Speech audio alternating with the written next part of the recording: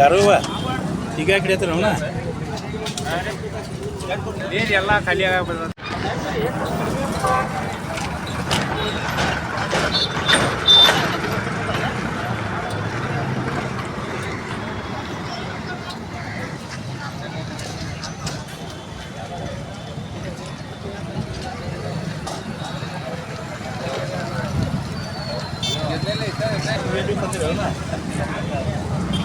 ಯಾರು ಈಗ ಹಿಡಿಯತ್ತರ ಅವನ ನೀರು ಎಲ್ಲ ಖಾಲಿ ಆಗ್ಬಿಡ್ತದೆ. ಭಾಳ ಅದಾವು. इसमें नहीं पूछते थे तलुम बहुत है क्या कर पूछे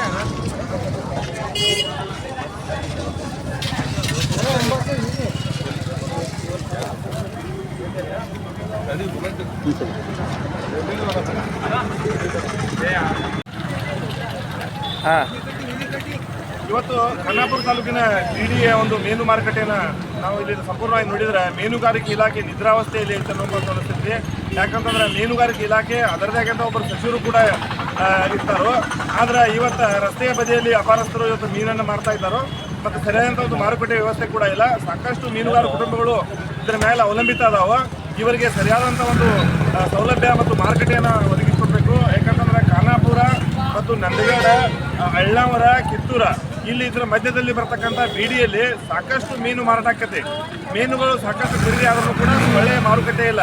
ಅದಕ್ಕಾಗಿ ಸಂಬಂಧಪಟ್ಟಂಥ ಮೀನುಗಾರಿಕೆ ಇಲಾಖೆ ಈ ಮೀನುಗಾರರಿಗೆ ಒಳ್ಳೆಯ ಒಂದು ಮಾರುಕಟ್ಟೆಯನ್ನು ಒದಗಿಸಿಕೊಡ್ಬೇಕಂತ ಹೇಳಿ ಈ ಸಂದರ್ಭದಲ್ಲಿ ನಾವು ಮೀನುಗಾರಿಕೆ ಇಲಾಖೆ ಮತ್ತು ಸಂಬಂಧಪಟ್ಟಂಥ ಸಚಿವರನ್ನ ಆಗ್ರಹ ಮಾಡ್ತಾ ಇದ್ದೀವಿ.